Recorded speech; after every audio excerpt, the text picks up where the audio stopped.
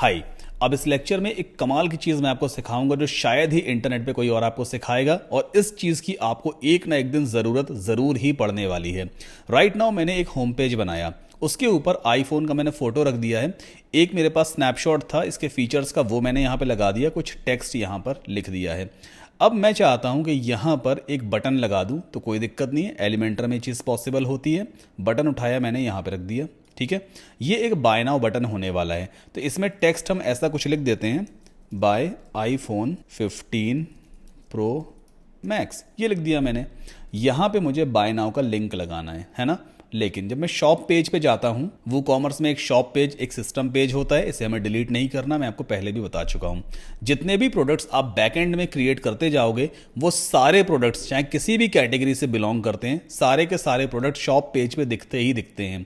Shop page का यही mechanism है। अब यहाँ पर है आईफोन, इसे मैं ओपन कर लेता हूँ और यहाँ पर इसका लिंक मुझे मिल जाएगा, ये वाला लिंक है ना।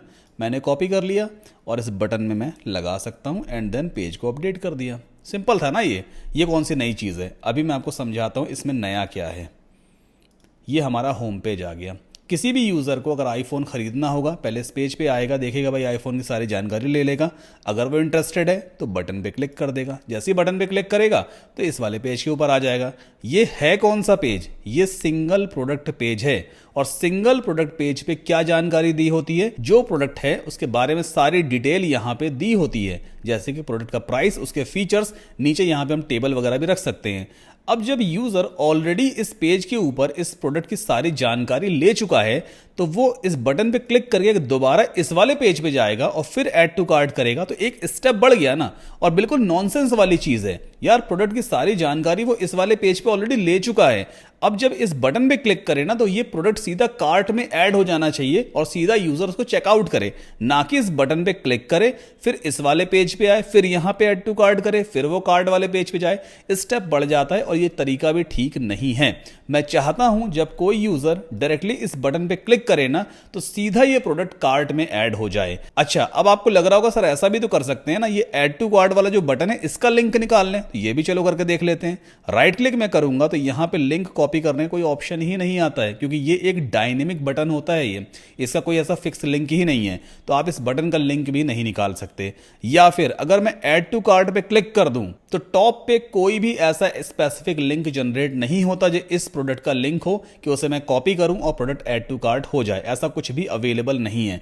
तो आखिर हम इस बटन में ऐसा कौन सा लिंक लगाएंगे कि जब बटन पे मैं क्लिक करूं तो स्पेसिफिक ये आईफोन वाला प्रोडक्ट अपने आप कार्ट पेज पे ऐड हो जाए। चलिए, इसका एक कस्टम लिंक है मेरे पास, मैं आपको दिखाता हूं। सो ये आप फॉर्मेट देखो, ये लिंक का फॉर्मेट है। यहां पे क्या दिया हुआ है? website.com। इस जगह पे हमारी वेबसाइट का लिंक आ जाएगा। हमारी वेबसाइट क्या है? kitchen.geek.com, thekitchengeek.com। तो ये मेरा डोमेन नेम आ गया। फिर आपको लगाना होता है /?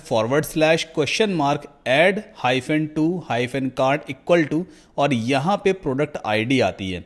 जिस प्रोडक्ट को आप कार्ट में ऐड करवाना चाहते हो, उस प्रोडक्ट की प्रोडक्ट आईडी हमें यहाँ पे पुट करनी होती है। तो वापस चलते हैं फायरफॉक्स पर और हम बैकएंड में जाएंगे। देन हम चलते हैं प्रोडक्ट्स में, ऑल प्रोडक्ट्स। आईफोन की आईडी क्या है? 9090। तो वापस चलते हैं और यहाँ पे प्रोडक्ट आईडी की जगह पे क्या लिख देंगे? 9090। आप चाहो तो इस लेक्चर के वीडियो को पॉज करके ये लिंक पूरा देख लो, कैसा फॉर्मेट है इसका। https:// जो भी आपका डोमेन नेम रहेगा वो आप यहाँ पे लिखोगे, फिर /? add to cart equal to product ID. ये लिंक आपका रहने वाला है। तो यहाँ पे एक काम करता हूँ, मैं इसको कॉपी ही कर लेता हूँ। यहाँ से मैंने इसको राइट क्लिक किया और कॉपी कर लिया। वापस आते हैं अपने फायरफॉक्स ब्राउज़र पे और यहाँ पर इस बटन के अंदर अब मुझे वही लिंक लगाना है। इसको मैं हटा दूंगा यहाँ से और उस लिंक को मैंने यहाँ पे पेस्ट कर दिया।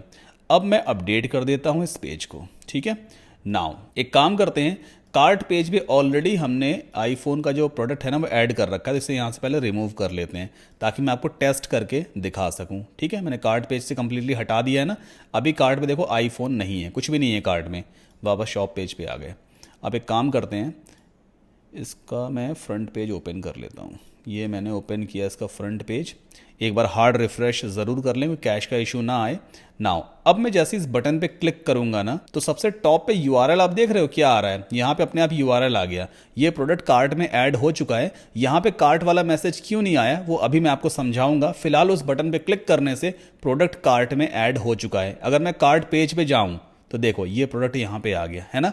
अच्छा, फंक्शनैलिटी थोड़ी सी कॉम्प्लेक्स हमें इसलिए लग रही है कि जब मैंने उस बटन पे क्लिक किया तो कार्ट पेज वाला कोई मैसेज आना चाहिए था, या फिर यूजर डायरेक्टली कार्ट पेज पे पहुंच जाता। ऐसा होता तो ज्यादा अच्छा रहता।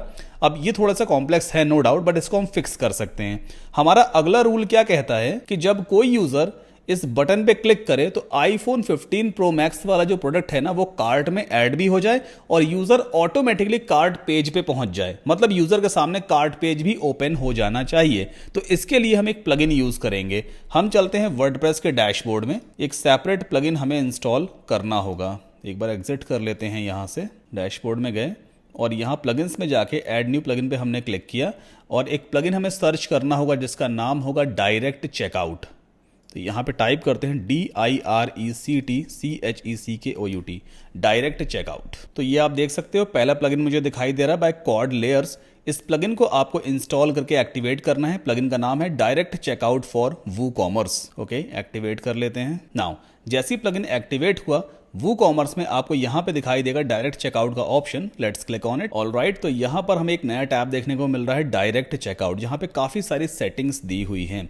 एक ऑप्शन मुझे यहाँ पे दिखाई देता है ऐड टू कार्ट रीडायरेक्ट, है ना। इसका मतलब क्या है, जैसे ही कार्ट में कोई प्रोडक्ट ऐड हुआ तो रीडायरेक्ट होना चाहिए या नहीं होना चाहिए। तो मुझे इसको करना होगा यस। जैसे मैं यस चूज करूंगा तो नीचे एक नया ऑप्शन दिखाई देता है added to cart redirect to. मतलब जैसे कोई प्रोडक्ट कार्ट में ऐड हुआ तो किस पेज पे रीडायरेक्ट करवाना है। क्या कार्ट पेज पे करवाना है, क्या चेकआउट पे करवाना है, मतलब चेकआउट पेज पे लेके जाना है, या कोई कस्टम यूआरएल है।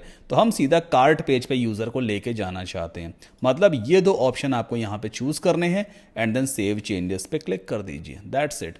एक बार कैश मेमोरी यहाँ पे क्लियर करेंगे और अपने होम पेज को हार्ड रिफ्रेश कर लेते हैं। कार्ट पेज पे भी जाकर के एक बार आईफोन को हटा देते हैं, है ना। फिर से इसको रिमूव करते हैं, यहाँ से वापस शॉप पेज पे आते हैं। एक बार फिर से कैश मेमोरी अपनी क्लियर कर देंगे। ये आपको मतलब बार बार करते रहना चाहिए, आपकी साइट की परफॉर्मेंस के लिए अच्छा रहेगा, ठीक है। नाउ फिर से एक काम करते हैं, इस बटन पे क्लिक करते हैं। देखो जैसे ही मैंने इस पे क्लिक किया प्रोडक्ट भी कार्ट में ऐड हो गया, प्लस हम भी कार्ट पेज पे पहुंच गए। तो ये एक अच्छा फीचर है ई कॉमर्स इंडस्ट्री में कि आप यूजर को डायरेक्टली कार्ट पेज पे ले जाओ जैसे ही उसने प्रोडक्ट को कार्ट में ऐड किया है। आई होप आपको समझ में आया होगा। अच्छा, एक काम और हो सकता है, अगर आप चाहो तो इसको और भी सिंप्लीफाई कर सकते हो। आप चाहते हो जैसे कोई यूजर किसी प्रोडक्ट को कार्ट में ऐड करे वो सीधा चेकआउट पेज पे पहुंच जाए, है ना। तो वो भी पॉसिबल है। कैसे पॉसिबल है, यहां पर हमने क्या चूज किया था, added to cart redirected to cart page. हम यहां पे चूज करते हैं चेकआउट और फिर सेव चेंजेस पे क्लिक कर देते हैं। अब जब भी कोई यूजर एक प्रोडक्ट कार्ट में ऐड करेगा वो सीधा चेकआउट पेज पे पहुंच जाएगा। तो एक काम कर लेते हैं, कार्ट को फिर से एम्प्टी करते हैं, वापस शॉप पेज पे चलते हैं। ओके, इन सबको बंद कर देते हैं और अपनी साइट का होम पेज ओपन करेंगे। कहाँ गया होम पेज, अरे मेरा काम बढ़ गया, है ना। ओके, सो यहाँ से इसको ओपन करते हैं एंड देन इस पे क्लिक करते हैं। अब सीधा हम चेकआउट पेज पे आ गए। ये देखो सीधा हमारा चेकआउट पेज आ गया। तो आप ई कॉमर्स प्रोसेस को सिंप्लीफाई कर सकते हो। मतलब जितने कम से कम स्टेप रहेंगे ना उतना ही अच्छा सेल निकलने का चांस होता है। यूजर को जितना ज्यादा टाइम दोगे डिसीजन लेने में, सोचने में, उतने ही ज्यादा चांसेस है कि आपकी सेल लॉस्ट हो सकती है। तो कम टाइम दो। अगर उसने प्रोडक्ट को कार्ट में ऐड किया तो सीधा उसको या तो कार्ट पेज पे लेके जाओ या फिर चेकआउट पेज पे लेके जाओ ताकि फटाफट पेमेंट करे और ऑर्डर कंप्लीट हो। तो आई होप आपको समझ में आया होगा किसी भी बटन में, एक नॉर्मल बटन में किसी प्रोडक्ट का लिंक कैसे लगाते हैं, और वो भी ऐड टू कार्ट वाला लिंक यूजर लगा सकता है, और डायरेक्ट चेकआउट या डायरेक्ट कार्ट पे कैसे लेकर के आते हैं। इन केस कोई भी डाउट हो, क्वेश्चन हो, क्वेरी पूछ लीजिएगा। मिलते हैं नेक्स्ट लेक्चर में।